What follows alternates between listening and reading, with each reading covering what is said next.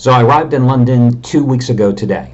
And then I left the UK and I came to the Netherlands, Amsterdam specifically, on Thursday. And I've come to the conclusion, really, this is all just a dream. Actually, I went to the Pacific Northwest and I've actually been trapped in Seattle because all I've seen is basically rain. I saw the sun one day. That's it.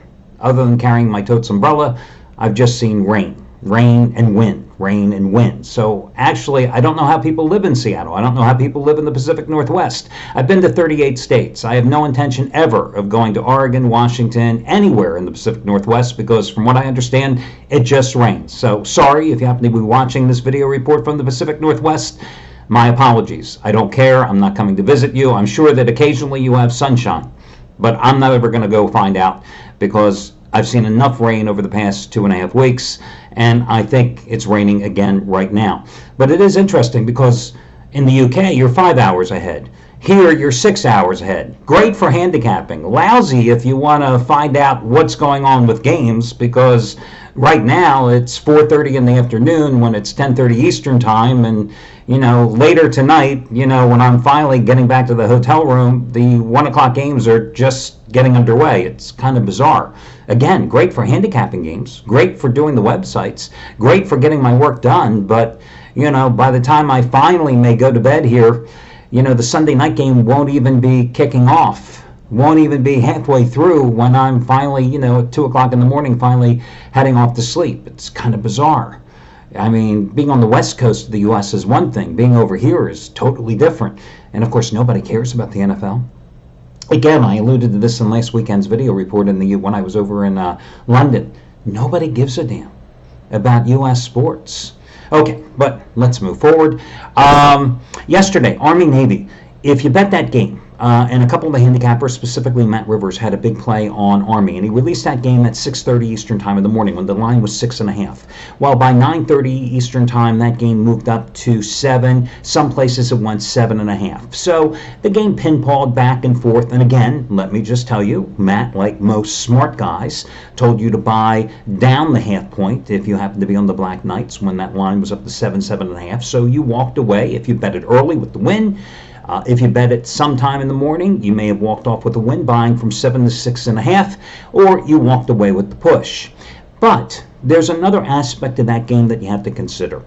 I saw at some offshore books that line was as high as 8.5 to 9 points, which tells you two things. Those offshore books were getting slammed with action on Army, and they could not set that price high enough to attract bettors on Navy. And two, they didn't have enough customers to offset that action either, which is why I say that if you are going to play offshore, you've got to have at least two options. You've got to price shop. Listen, do you buy a car without price shopping? Do you buy an expensive luxury goods without price shopping? Of course not. Why wouldn't you price shop if you're betting offshore? Now, listen, if you were on Navy yesterday, it was a gift from the gods if you were able to get 8.5 to 9 points, right? But when you price shop offshore books, you've got to consider at least two options. No different in Vegas. You can go down the strip where, well, Steve Boudin would say it's like being in the witness protection program. You can go off strip like to the South Point, and you can get really whack lines compared to anything on the strip, like at the Wynn or you over at the Westgate, for example. And you'll find such variations on different games if you're willing to invest a little time and travel. Or, for example, at any of the station casino properties as well, where the locals play. But again, you've got to price shop. It's just so important. Ultimately, what I think will happen, as you've seen with the Supreme Court, with the rolling back in the summer, opening up the legislation, as you see more states open up the local sports books, which then in turn will allow online betting in those states to those residents. Well, I can see that within 2 years you may have 25 to 30 states with sports books, and then allowing those residents to bet online in those states.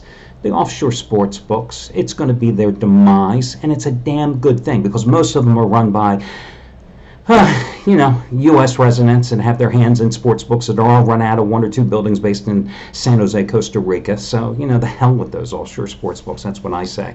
Okay, let's get to what's going on here today. The big plays, Tommy Brunson going for the biggest play of his career once more, the fourth ever 200-time NFL release of his career on the Rams-Bears, which has been moved to the Sunday night game. He had a third 200-time play last Sunday with the Rams getting the job done in a sluggish performance at Detroit. You got that one for half price, and today the same thing, half price. The coupon code is 200dimer, 200 DIMER. He has made $10 bettors, $10,930 over the past 52 days, and this play is bigger than his normal raise the bar 150 dime plays, like the Titans on Thursday, like the Eagles over the Redskins on Monday, like the Patriots over the Jets 2 Sundays ago, of which he is 18-7 since joining the website. The other big play here today, I would probably say, would be from Chris Jordan, who in his 36-year handicapping career today has the 15th ever double your wager NFL release in 36 years on the Giants and the Redskins, as he goes for winning day number 6 in a row. You get it for half price by using coupon code Chris.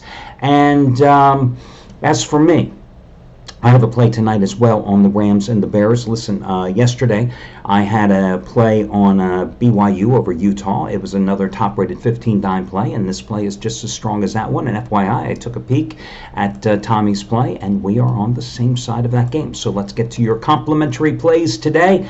On the late afternoon card, it is a tough game, but let's talk about it. It is, of course, the Cowboys and Eagles. Last hurrah for the Eagles. Listen, they've got to win this game in order to keep any hopes for the postseason alive. Dallas is a 3-point favorite in this one. Look at the job that Dallas Cowboys did defensively against the Saints last week. A Saints team that was averaging 37 points and 417 yards coming into that game. The Cowboys held them to 178 yards in a 13-10 upset. Dallas has won 4 straight on the field and against the spread. And it started with that victory, 27-20, as a 7.5-point dog at Philadelphia when the Eagles were coming off the bye a month ago. So you have a couple of things to consider here. Are the Cowboys due for a letdown after knocking off Drew Brees, or are the Cowboys for real? Big question.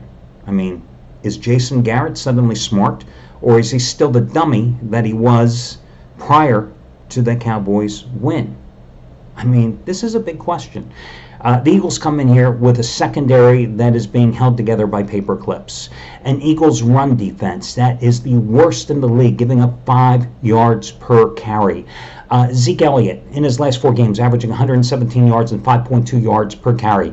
Zeke Elliott had 19 carries for 151 yards in the first meeting. Remember that one great run where he literally hurdled an Eagles defensive back when he was going to make an attempted tackle on Zeke? Look at what the Eagles run defense has done in recent weeks. Barkley of the Giants 3 weeks ago, 101 yards on 13 carries. Ingram and Kamara of the Saints went for 174 yards in the blowout at New Orleans the week after the Eagles lost to the Giants. Have the Eagles won 6 of their last 8 visits to Arlington? Yes, they did. It's a tough game for me because, listen, I'm a lifelong Eagles fan, and you'll have to bet with your head and not with your heart. But I look at this, and I'm looking at this Eagles team, and I just don't see how they can win. So I would say take Dallas. Since the line's 3, I'd buy down the half point and go with the Cowboys in this game. Also on the late card, I would go with the Denver Broncos. And this is a Broncos team that is gaining some momentum with 3 straight wins. I like the way that Philip Lindsay has been running the ball, 157 yards rushing at Cincinnati. Listen, they won by a comfortable margin at Cincinnati. This San Francisco team, well, Nick Mullins looked like a game breaker when he had that 3-touchdown performance in his debut in that Thursday night blowout of the Oakland Raiders 4 weeks ago. Since then, 5 interceptions in 3 games. Broncos 3 straight wins. They're a 3.5-point favorite at San Francisco. Why not lay the points with Denver and buy down the half point on that game involving Denver too? On the early card, Kansas City is a 6.5-point favorite at Baltimore. I know the Ravens have won 3 straight games. I know Lamar Jackson has looked like the second coming of who? RG3 perhaps? But you tell me, are the Chiefs suddenly going to roll over and play dead at Arrowhead? I don't think so. I mean, Are the Ravens, with that run-first attack, going to be able to stop the Chiefs' potent offense? Oh, I know the Ravens are so good defensively, but listen, we can go to NFL.com and look up at the team stats. And on paper, the Ravens look like world beaters. But on the field, you got Tyreek Hill, you got Jason Kelce, and you got Patrick Mahomes. Now, I know we don't have Kareem Hunt, but you got Patrick Mahomes, we got Tyreek Hill, and we got Jason Kelce against, on paper, that Ravens defense, which looks great. But who have they played? Yes. That's why I like Kansas City in this one, minus 6.5 points. If the line moves up to 7, I'm buying down the half point in this one. You got the number one scoring offense in the league at 37 points a game, playing at home. I think there's tremendous value in this number with Kansas City, and I'm going to go ahead and ride them in this particular game. So, the complimentary plays, I'm going with Kansas City, and believe it or not, I like the Chiefs as my number one free pick today. Number 2 would be the Denver Broncos, and number 3, I give the edge to the Dallas Cowboys as your third complimentary play. A couple of the other games I looked at today, I think Pittsburgh is in a must-win situation at Oakland here today. But listen, after the Steelers burned me last week as a 15-dime best bet, collapsing with that 23-7 lead at home and allowing the Chargers to outscore them in a 33-30 loss, and now minus James Conner, even though the Raiders have lost 7 of their last 8, losing 6 of those 8 to the spread. I'm a little leery about laying double digits with the Steelers with that defense on the road.